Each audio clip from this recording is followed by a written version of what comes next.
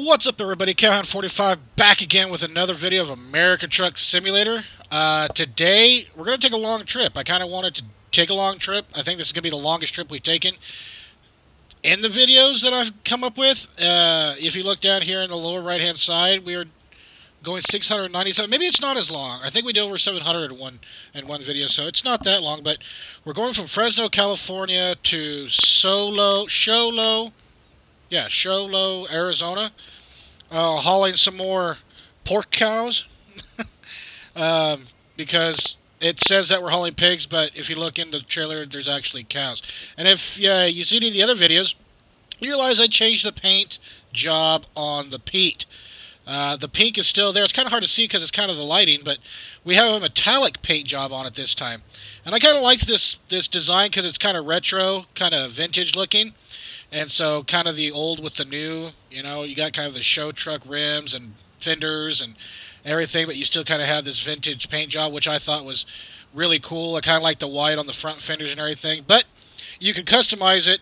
The only thing you couldn't change was the white color, but you could change what was pink was originally red. And so I put it into the pink that I had on the other truck, but with it being metallic, it kind of gives it that darker, you kind of get to see now as I kind of scan over it, it gives it a really cool effect. But it kind of makes it darker just by looking at it directly. But yeah, I figured we would take a longer trip, and I thought in this video we might talk a little bit about me. Not that I'm trying to be pretentious and that, it's all about me. But I figured, what, if you're kind enough to subscribe and kind enough to view my videos, I might as well tell you a little about me. We're not going to get too detailed. I just figured I'd give you a brief account of who I am and kind of my background. And we'll do that on the way there. So let's go ahead and get this thing fired up, and we'll start her up. Turn on my lights. Release the brake. I don't know exactly how much this one weighs this time. So about 75,000 pounds. So quite a bit, considering.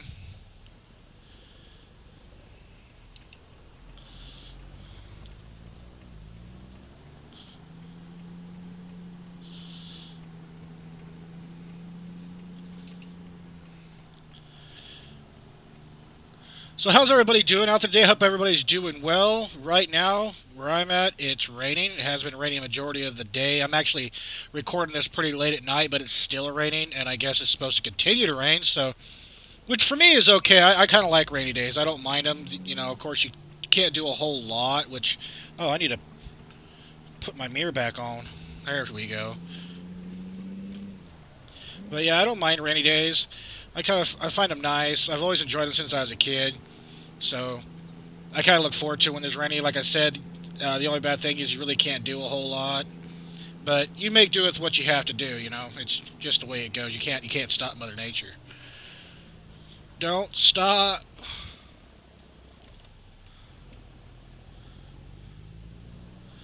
I hate having to stop on an incline. Especially with a heavy load, it's pretty near impossible to get going again. Oh, and I have to. Dang it. Let's start out low gear.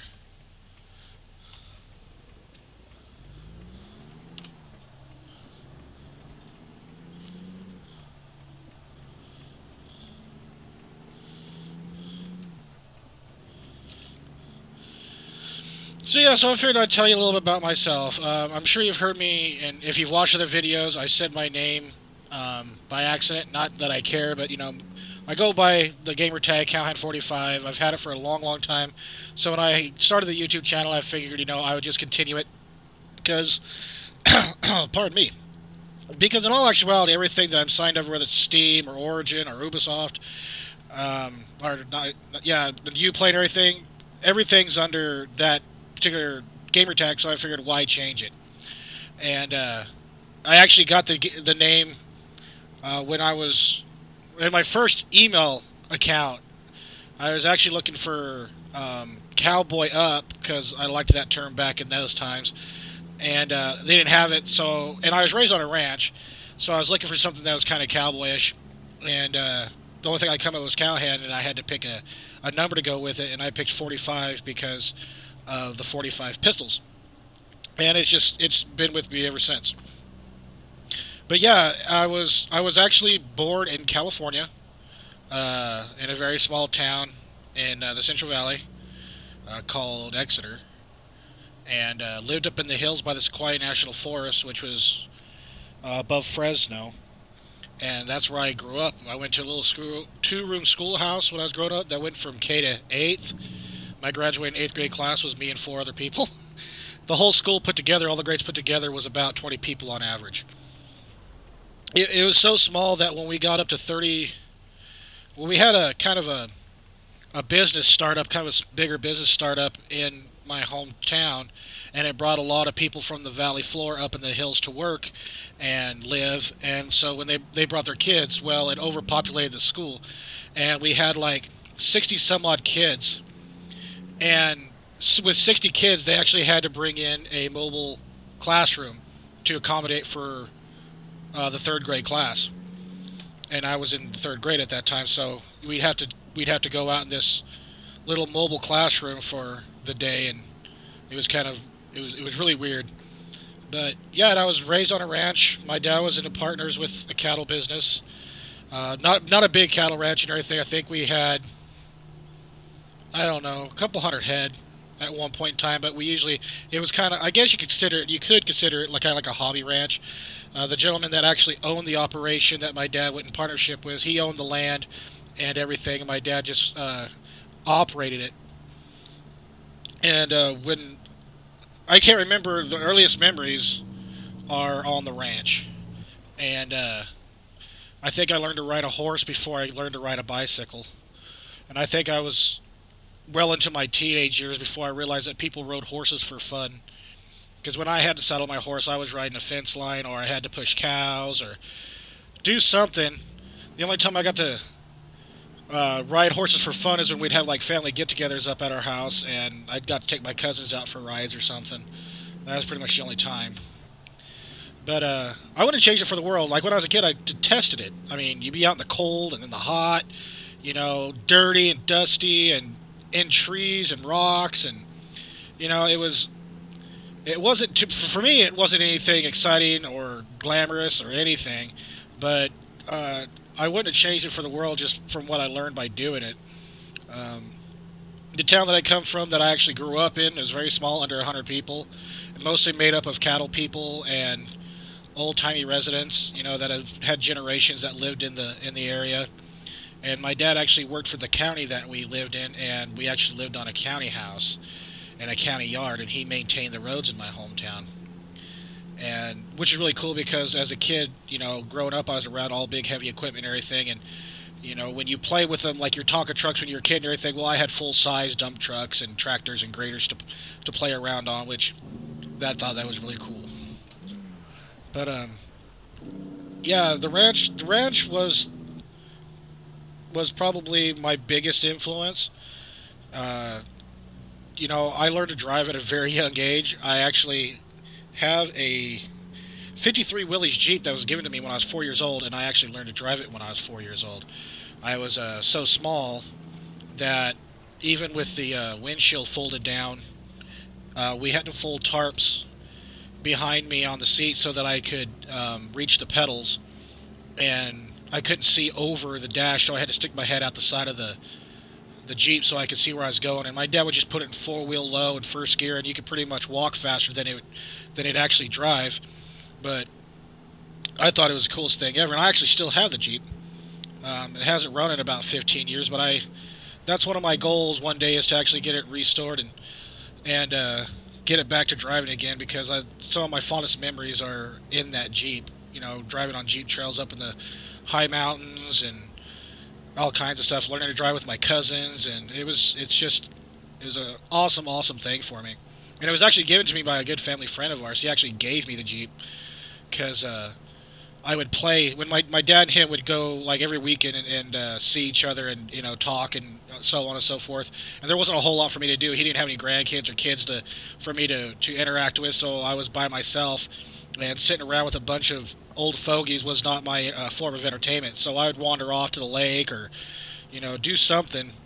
And I remember going out to his shop, and I would play in the Jeep like I was a big-time Army man. And I thought it was the greatest thing ever, being in this Jeep and everything. And he never really used it much. He rebuilt the Jeep but didn't use it very much. And so he knew that I liked it. And he asked me if I liked it, and of course I said, well, yeah, I like it, of course. And he goes, well, good, you're going to take it home because you like it so much. It's something you and your dad can use, and I don't use it very much, so it might as well get used. And it did. We took it home, and I can't remember. It took like 10 years. It was always being used somewhere, some form. And we'd take it camping with us and go up in the high country on Jeep trails up, and that was probably the most fun that I've ever had in my life, was in that Jeep. Some of my greatest memories, camping and driving the Jeep. But yeah, so that's actually one of my biggest goals, I hope, is to one day get that thing up and going. And it wouldn't take too much, I don't think, but it's more than I have right now, of course. But rest of it's pretty elementary. I mean, I graduated elementary school. One of the biggest things that happened to me, like, just shocking, for me, was when I graduated 8th grade and I went into high school. I went to a school that was 25 kids on average to a high school with 1,000 plus kids. And it was a total culture shock for me. I'd never been in a school with that many kids, nor have I been around in many situations with that many people around me at once at all. But I adjusted, and I spent 3 years in that school up to my junior year, and the summer between my junior and senior year, I decided I didn't want to go back to that high school. I didn't like it. And my dad had bought a house up here in Idaho and was planning on retiring here, and asked me if I wanted to go to Idaho for my senior year of high school. And I didn't even hesitate, and I said yeah. And I think I didn't hesitate because I knew if I did, I wouldn't have gone. And I'm glad I did, because there was just nothing in California for me. And to be straight brutally honest, I'm not a big fan of the state. I grew up there, and I have a lot of friends and family there, but I'm not a big fan of the state. And that offends some people. I'm sorry. I'm not saying that everything about California is bad. It's not. California is a great place to visit. It's got some amazing places, but it's just not for me. I'm not a city person. And really the best places in California to really do anything is in the cities, and it's just not my thing. I like a smaller town atmosphere. The town that I live in Idaho here has the actual town that I live in has about 5,000, 6,000 people. The town next to me that I primarily go to has close to 50,000 people. And that's big enough for me. It's got everything that I really want to do in it. I mean, it can get stagnant, but I can go, 3 or 4 miles in any direction and be able to do something. Where I lived in California, we had to drive 30 minutes to get a gallon of gas or a gallon of milk. And I can remember going shopping as a kid, and we'd always had to shop for like 2 or 3 months at a time. About a month on average we would do it. During the winter season we would do it a little more, just because we got snow where I lived, and my dad was actually in charge of plowing the snow. But sometimes you just didn't want to make the trek, there's just no reason to do it. So we would always have our pantries full, and so in case we did get stuck up in the hills for a couple of days or a couple of weeks, we'd be totally fine. But as a kid, I didn't know any different. I didn't know that I'm already going too fast as it is. I'm not paying attention. As a kid, I didn't know any different. I didn't know that what other kids did in bigger towns and cities and everything, and vice versa. They didn't know what I did either. They used to call me a hillbilly and all kinds of stuff like that because I lived in the hills, of course, and it didn't affect me. I didn't really care. But it wasn't. I didn't get to see my first movie in theaters. Pardon me, until I was 13, and my sister actually took me to it. Just because there was no movie theaters, there was nothing there. You couldn't order a pizza. You couldn't do anything I can remember when I went to my cousin's house one time and they actually ordered Pizza Hut, and I thought it was the coolest thing ever. And I was probably close to 10, if not over 10 years old when they did that, and I thought that was the coolest thing ever, that you could have a pizza delivered to your house. But at the same time, my mom was a stay-at-home mom and an amazing cook, and nothing really could compare to that. As in my eyes, my mom's the best cook in the world, and I'm sure there's a lot of people that have moms like that would feel the same way. And yeah, it's just one of those things that I guess you could say I'm not missing out on the whole. I didn't miss out on anything really when it came to like the convenience of fast food and stuff like that. But it's definitely something I wasn't used to. But when I moved to Idaho my senior year, it was really kind of a weird situation because I had never left my hometown for more than a few days at a time, and now I moved my whole self. I mean, I didn't say a couple of my friends I said goodbye to, but a majority of them. I mean, from the time that I agreed to leave to the time I was up here and getting ready for school was 2 weeks. So I had 2 weeks to uproot everything that I had. Of course, I was only 17, 18. It's not like I had everything established or anything, but still, I did have friendships and I did have family that didn't even know I was gone. And I was afraid that if I was to say goodbye, I would eventually talk myself out of going. And so I didn't do it. And I felt bad for it, but at the same time, when I did get in contact with them, they understood. Luckily, some wish that I would have done it differently, and maybe I should have, but I didn't, and so I'll never know what it was if I would have done it differently. I just went with what I felt was right at the time. But I'm glad I did. I have more friends here than I ever did in California, and that's not because I didn't make friends in California. It's just I didn't have access to a whole lot. Living up in the hills that I lived in, I didn't have. I couldn't go a lot of places. I mean, there was very little, kids there, and the ones that did usually came and went because people thought it was a great place to live until the first snowfall, and they didn't know how to act in snow, and they would head back down to the city floor, the valley floor, where there was no snow, and they would take their kids with them, and it was a very repetitious cycle that way. It happened to me a lot. So there's times where I didn't have one or two friends the whole time I lived there. I had a couple friends that I grew up with there. But but we couldn't always just hang out all the time. So I had to find out a lot of things to do on my own, which that's where I got into video games and my pencil art and art in general, and it was things that I could do to occupy my time without having to require anybody else to do it. And I'd say that it was kind of weird when I moved up here, just because I didn't know a soul. The only person I moved up here with was my dad's girlfriend, who was getting the house ready, changing stuff up. Her family, which just made up of her two kids, which were grown adults and had kids of their own. So, and I only knew them for a few years. So moving up here was really weird for me because I didn't know anybody.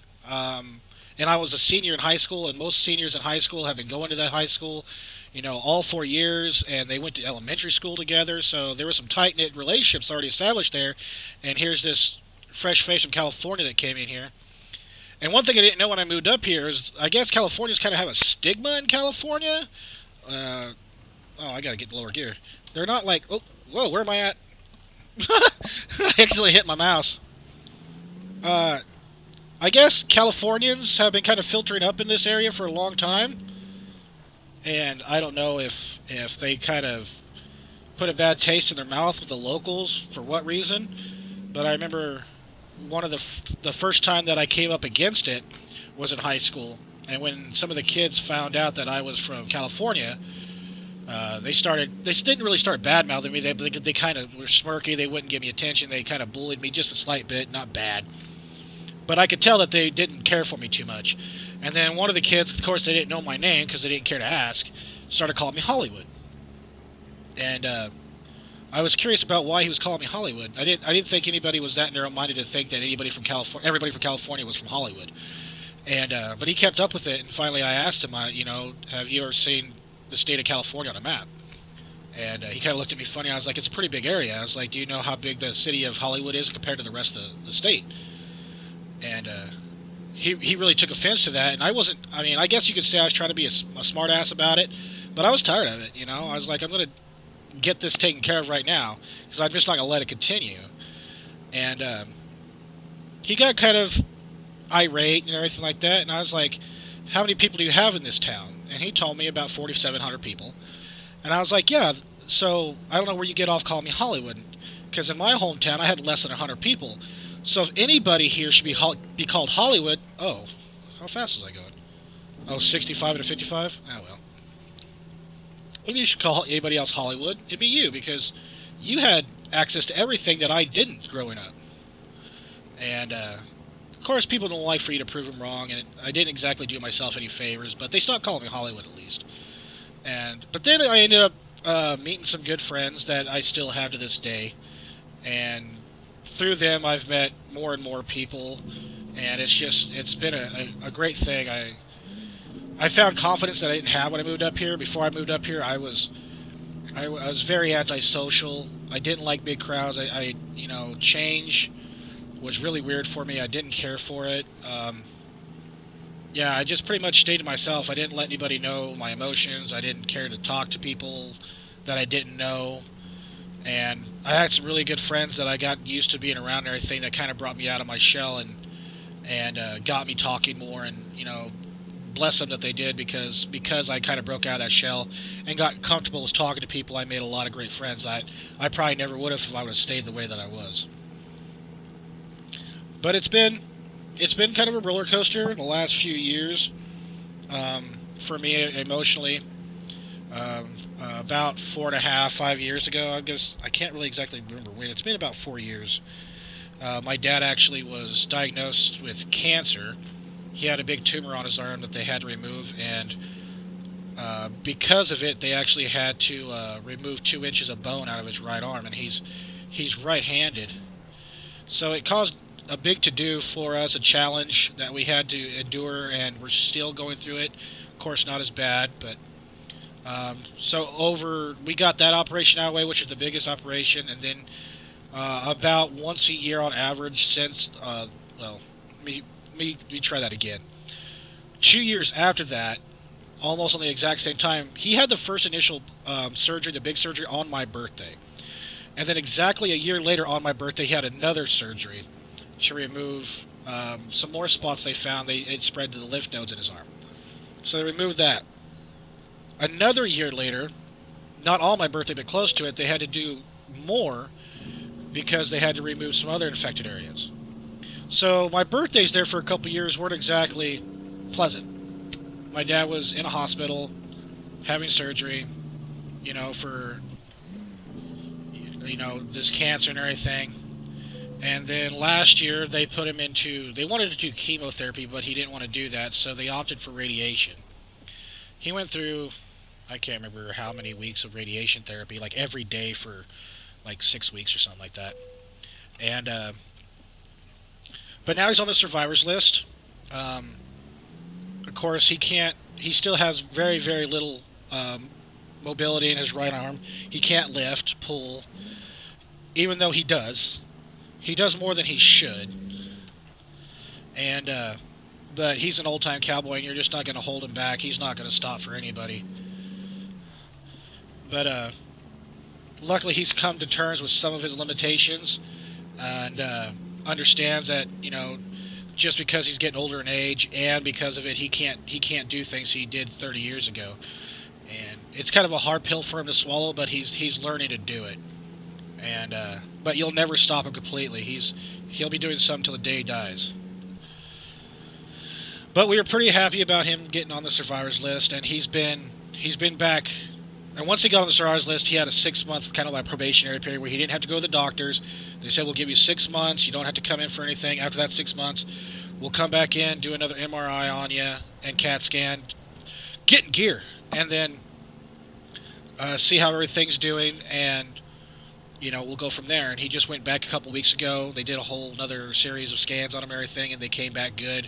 So they're giving him another 6 months. So hopefully we can keep that streak going. And but yeah, it's like in the other videos where I talk about me supporting breast cancer. My mom had a scare when I was a kid with breast cancer. When I was a kid, I didn't understand it.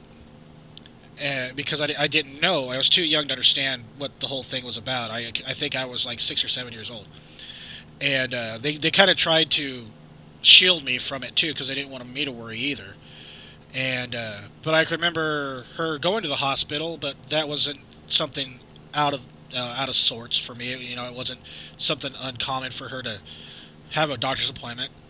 But for that particular one, it was because she was actually going because she found a mass in her breast, and um, I guess they did a biopsy on it. And I can remember my mom and my dad in the kitchen when the call came in, and you know the phone rang all the time in my house because my dad was the only person up there in the county yard. So whenever something was going around, they always called him. So for the phone to ring, for me, it was just another, everyday thing. But for them, it was a very, very important phone call. And I remember them giving the okay that it was benign, it wasn't malignant. And so we dodged a bullet on that.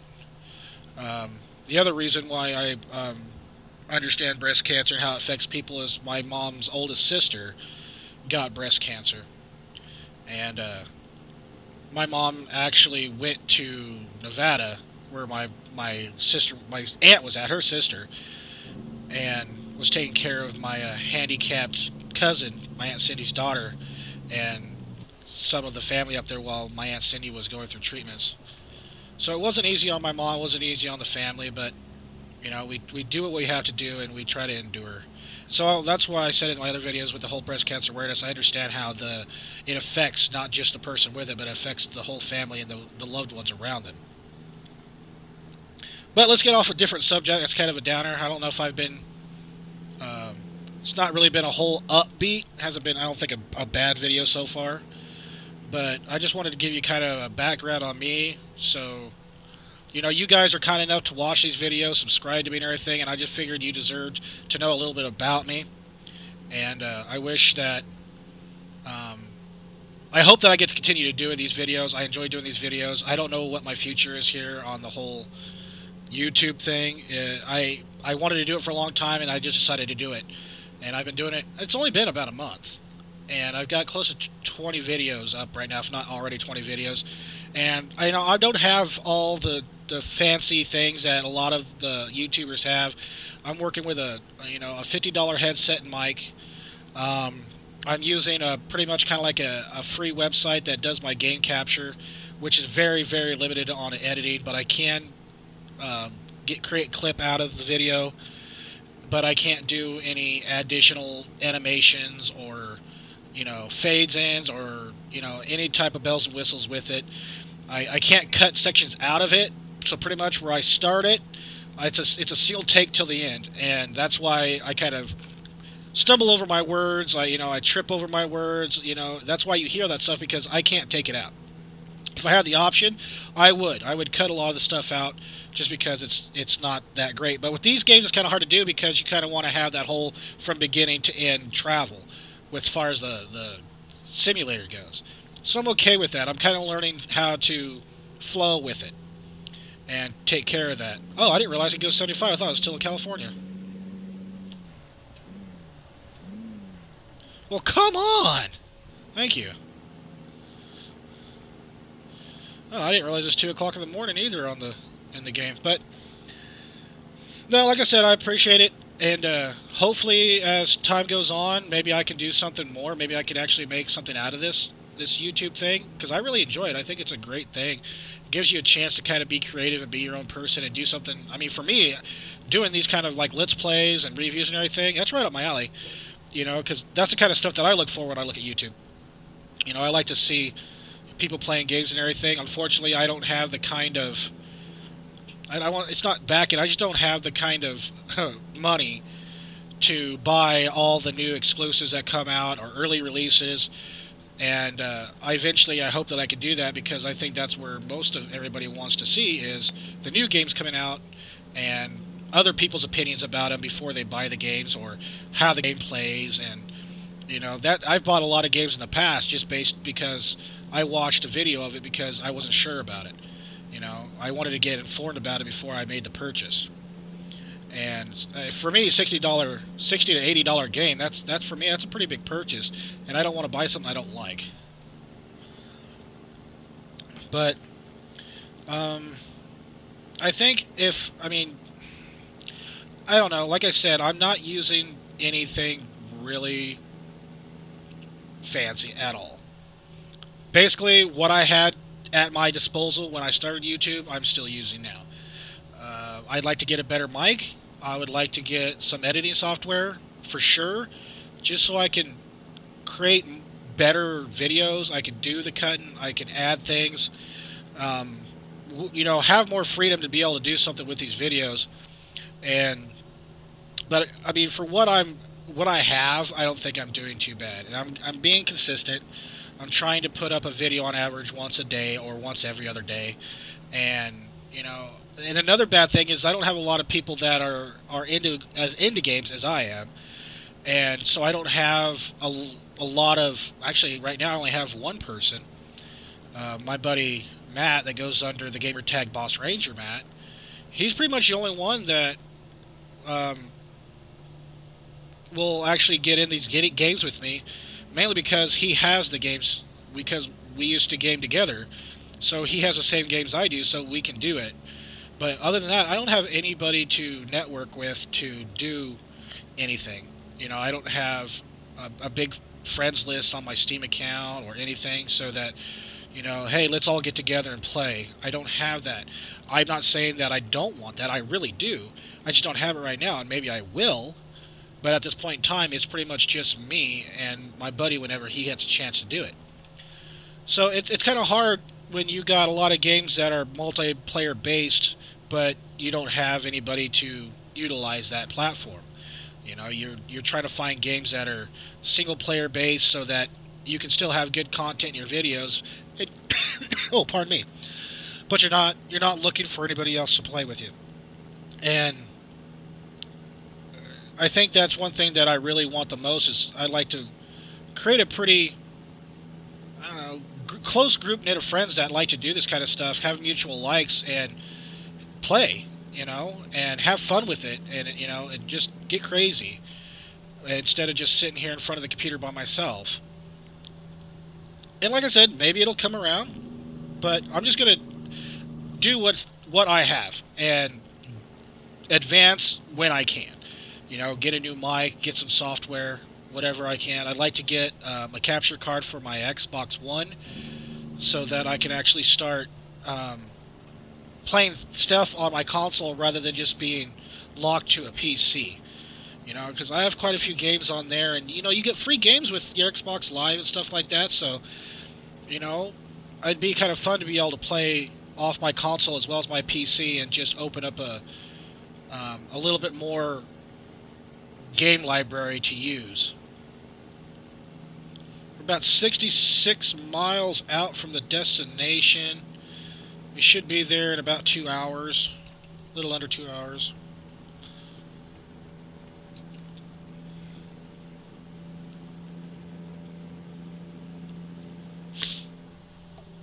Oh man, still getting over this cold.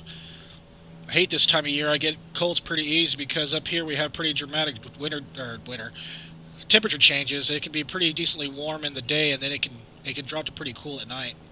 And I'm a guy that doesn't get cold easy, and so I mean, usually even in the wintertime when it's 10 to 15 degrees outside, I have a fan on in the house or in my room,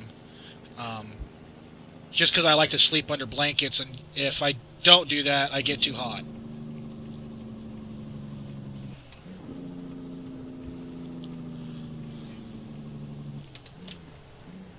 Come on, find that gear. There we go.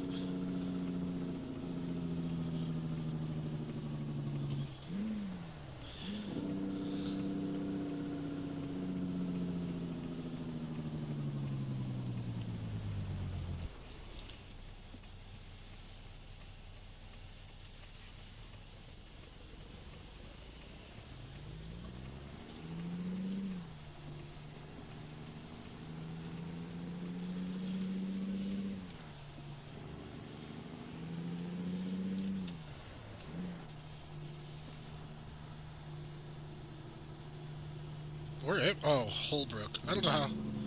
I haven't been through here in a long, long time. I was kind of confused at where I was at.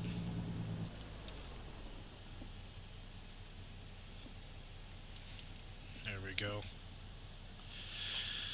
So yeah, I've been kind of doing my research and looking at, I think the biggest purchase that I'll have to make to make better quality videos is definitely going to be the editing software. It's not cheap.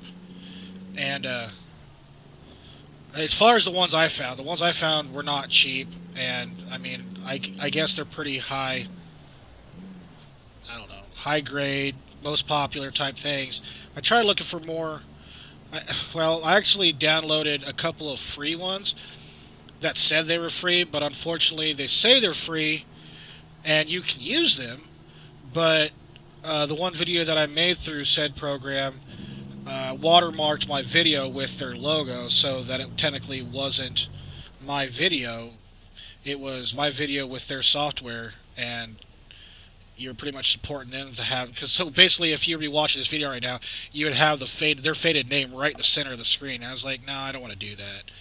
And I'd have to have purchased the program to get rid of that and unlock some of the better features, which I can totally understand their purpose behind that. Let people use. Oh, let's get into a small. There we go. Let people use our program for free, and then let them, pretty much market us, limit their capabilities, and then once they get used to it, they'll want to buy the full program, and basically we're going to be getting free publicity, and then they'll buy our program. So I totally understand where they're coming from. That it's just after they did that, I was like, no, I have the way that I'm using, and I don't have to pay for it, and I don't have to market anybody. So come on, Lord. So I just went back to doing it the way that I had it.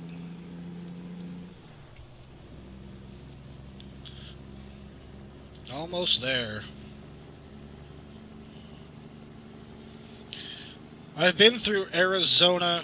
Actually been through Arizona once in my life. When I was a kid, me and my parents took a vacation to Ignacio, Colorado, where my dad used to do a lot of hunting. And we went to the Grand Canyon and went there. I don't remember a lot of it. I was about 8 years old when we went, so I don't remember a whole lot of it. But I remember it being really, really hot because we did go during the summer months.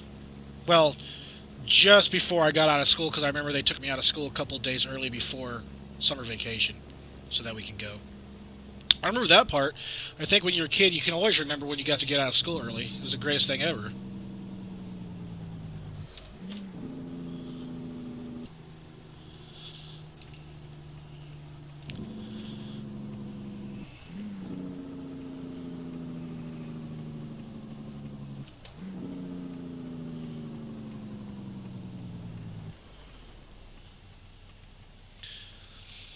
But yeah, I don't know.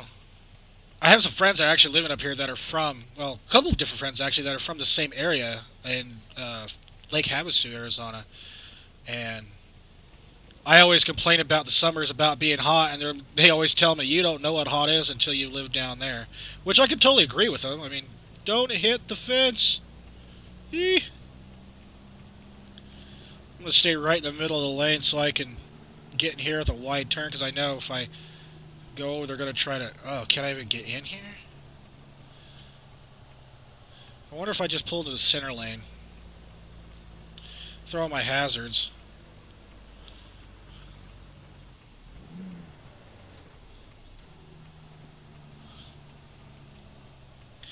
Oh, I'm going to hit the wall, aren't I? I can't see it. Oh, no, I'll be alright.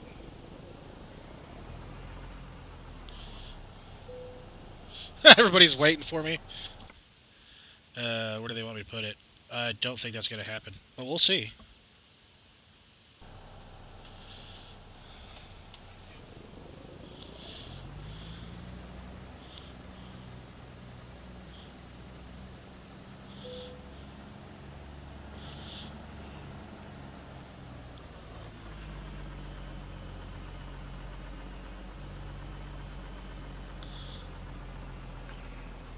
Ugh.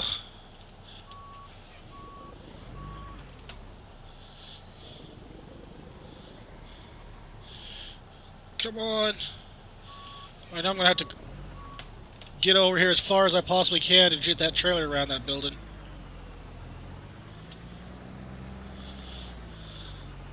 I'm still not going to do it.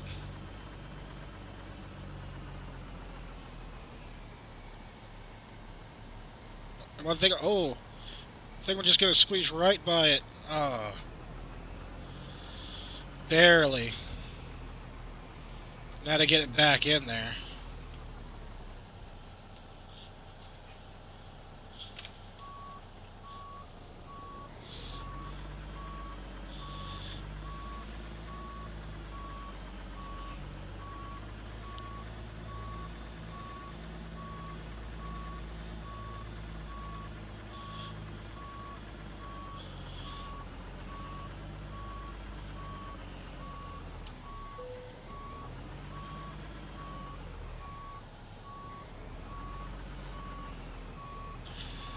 This is pretty tight. Just give me the green light. I'm not gonna be able to get it. Oh, thank goodness. I don't care if it's crooked. Oh, actually, just before I knocked it out of gear. That's pretty... Oh, no. I missed it.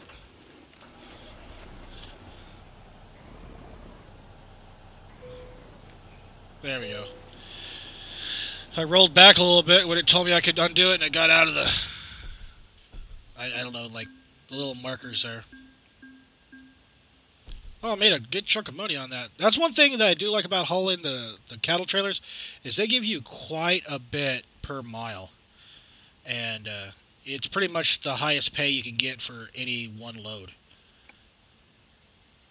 So that's pretty cool. But of course it is a mod, and usually, like, I don't think it's usually, I actually believe that whoever makes a mod actually sets up how much you get paid for taking a load with that particular trailer and mod. So, well, that's gonna do it, guys. I hope it wasn't too boring. I know it was a lot different than what I'm used to. I'm trying to, usually try to stay upbeat, even though it's kind of mediocre at best.